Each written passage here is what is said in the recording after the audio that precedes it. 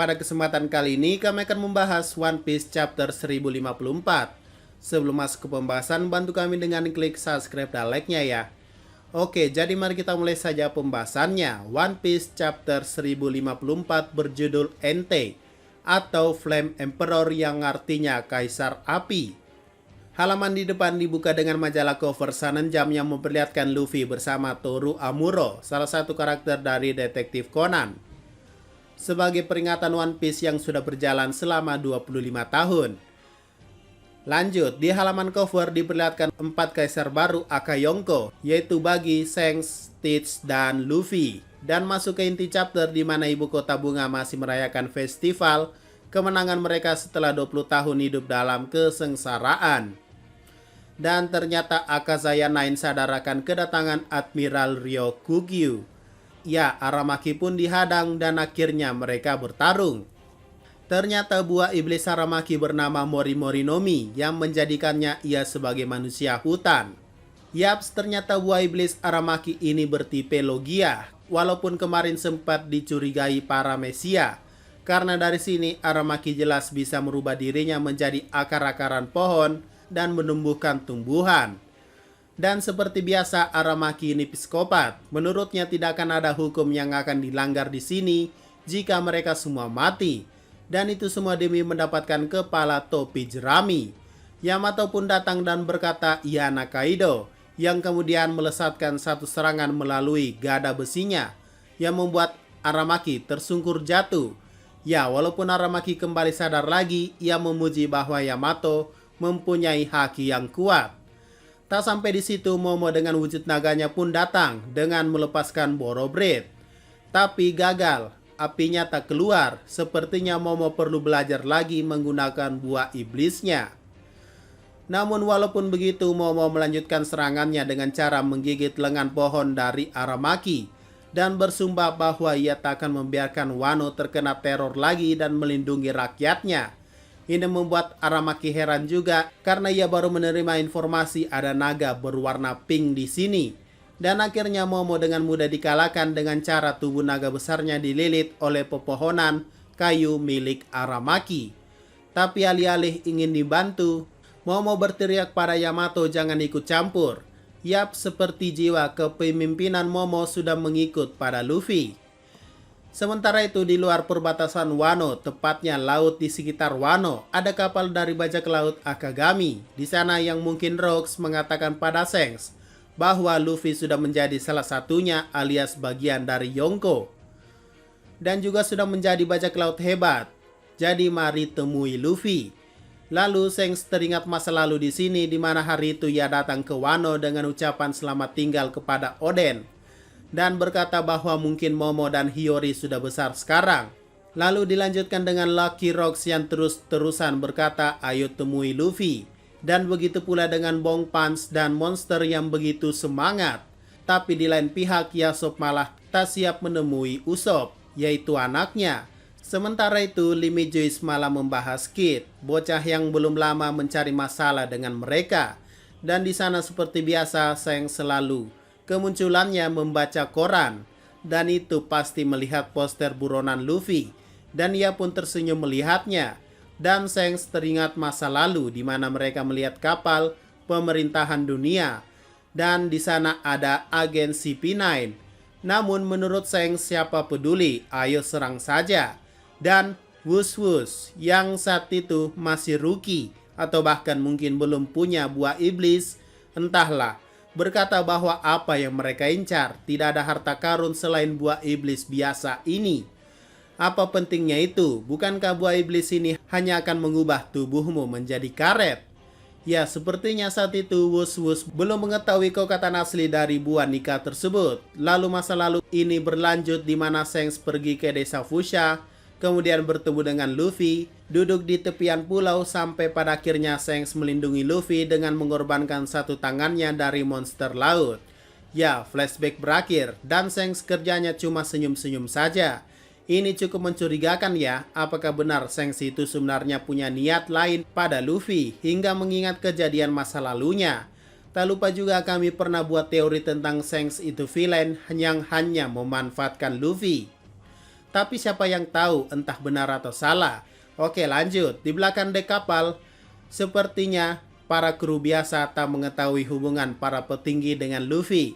Alias sepertinya mereka belum bergabung ketika Shanks datang ke desa Fuchsia. Kemudian akhirnya Shanks menjawab pertanyaan kru kapalnya dengan berkata ia tak akan menemui Luffy di sini. Dan Shanks malah membahas tentang masalah wilayahnya. Dan Hongo menjawab, oh ya, si bocah Barto itu bilang dia anak buah Luffy. Dia meletakkan lambangnya setelah membakar bendera kita.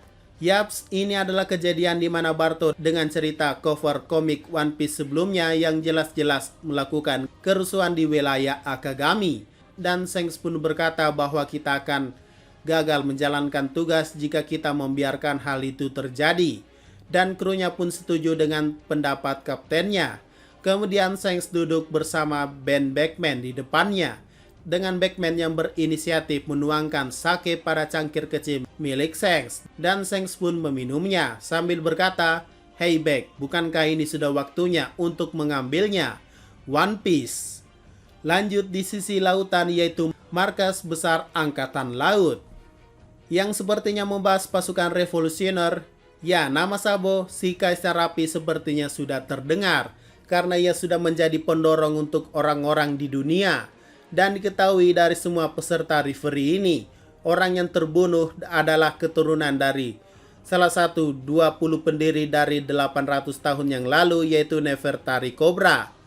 Dan di judul koran utama terpampang dua gambar besar yaitu Sabo dan Cobra. Yaps, ternyata inilah maksud dari Morgan sebelumnya bahwa dua wajah mereka harus di depan halaman koran sebagai tajuk utamanya. Dan sepertinya kita tahu sebelumnya pemerintah dunia sudah berniat menyogok Morgans agar kasus ini dilupakan. Tapi Morgans menolak dan berniat menyebarkan kebenarannya. Nah, artinya Sabo yang membunuh Cobra itu tidak bohong dong. Ya, karena kita tahu akhir-akhir ini Morgans sudah mulai memberikan kabar dengan kebenaran dan fakta. Ya, walaupun memang ada kemungkinan Sabo tak membunuh Cobra karena kita semua tahu Sabo sebagai kakak Luffy tak mungkin melakukan hal jahat seperti itu. Tapi aneh rasanya ketika berbicara pada Morgans yang selalu menghadirkan fakta. Bahkan Iva Koala dan Dragon tak mempercayai hal ini. Kemudian Makino juga demikian sambil menangis melihat beritanya. Tak lupa juga warga Alabasta yang saat itu menangis tak percaya hal ini bisa terjadi. Sebenarnya kami sudah tebak sih dari dulu bahwa saat episode ekspresi membaca koran ini ada yang aneh dan yang pasti bahwa Sabo tidak meninggal. Karena salah satu alasannya adalah, ya untuk apa warga Alabasta menangisi kepergian Sabo? Dan untuk apa juga Sabo dimatikan padahal baru muncul sejak Ars Dressrosa? Kan tidak masuk akal ya. Oke, lanjut. Beberapa jam sebelum kejadian itu, pasukan revolusioner menyerang rumah-rumah Tenryubito di Tanah Suci Marijo, bahkan menghancurkan monumen cakar suci dan simbol bangsawan dunia. Ini sudah jelas adalah deklarasi perang. Saat itu siluet yang dibayangkan Teach bahwa memang benar Admiral Ryokugyu dan Fujitora memimpin angkatan laut melawan pasukan revolusioner saat itu. Namun berakhir dengan mereka yang berhasil menyelamatkan mantan rekan mereka yaitu Bartolomeo Kuma. Dan angkatan laut yakin mereka pasti terbatas bertarung di Tanah Suci. Itulah alasan kenapa mereka bisa kabur. Tapi Akainu dengan keras berkata, jangan memberi alasan untuk mereka. Kemudian berita besar lainnya adalah hilangnya Nefertari Vivi dan salah satu anggota angkatan laut yang bernama Kuro Uma yang artinya kuda hitam sebagai ketua unit urusan kriminal angkatan laut berkata bahwa kami masih melakukan penyelidikan tentang keterkaitan kasus ini. Bahkan kapal yang mereka bawa masih belum meninggalkan Pelabuhan Merah. Pasti Alabasta sedang kacau saat ini. Lalu Kisaro juga membahas bahwa apakah percobaan pembunuhan terhadap Saint Carlos itu bisa ditutupi. Dan Akainu membahas soal Saint Shorgard melindungi para penjahat, namun di Tanah Suci Tenryubito punya kekuasaan untuk menengahi masalah. Ya, kami kurang tahu insiden yang mana ini, kami tebak saat Saint Carlos melindungi Shirahoshi dan meninju Tenryubito lain. Ataukah insiden baru yang masih off-screen? Entahlah. Kemudian menurut Kuro Uma, semua insiden ini terhubung dengan Sabo. Api pemberontakannya sudah menyebar ke seluruh dunia. Kedelapan kerajaan yang memberontak itu terinspirasi untuk melakukan kudeta revolusi saat raja mereka masih belum kembali. Tapi kami tebak sih Alabasta nggak melakukan ini. Soalnya kami yakin karena sebelumnya mereka baru saja terbebas dari belenggu si Chibukai Crocodile. Dan pernah adanya pemberontakan, itu pun yang melakukan pemberontakan adalah doi dari Vivi. Jadi pasti sih aman-aman saja Alabasta sekarang.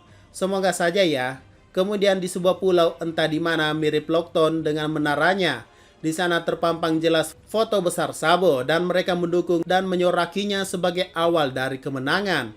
Ya, mereka memuja Sabo bagaikan dewa.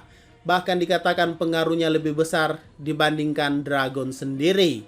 Terlebih lagi adiknya si topi jerami baru diakui sebagai Yonko, ujar Kizaru. Ya, salah satu orang yang berdiri di menara tersebut, Toanya berkata bahwa pengaruh Kaisar Api alias Sabo bisa dirasakan di dunia bajak laut. Dan adiknya baru saja meningkatkan statusnya. Saat ini dunia dipaksa untuk berubah. Dan kemudian Akainu pun ngudut di pinggiran kantor sambil melihat lautan dan berkata, "Aku mencapai pangkat Laksamana Armada di era Yan yang luar biasa. Aku tidak peduli di mana mereka akan mencoba menyerang kita. Kita akan balas serangan mereka segala sisi." Dan bersambung. Yap, sepertinya chapter pembuka setelah libur 1 bulan. Cukup gila ya. Nama-nama besar dan berita besar tersaji dalam chapter ini. Sungguh gila menurut saya. Oke, mungkin itu saja pembahasan pada video kali ini. Jika ada pertanyaan dan masukan silakan komentar saja di bawah. Sekian dari pembahasan kali ini, jangan lupa like, share, dan komentarnya ya.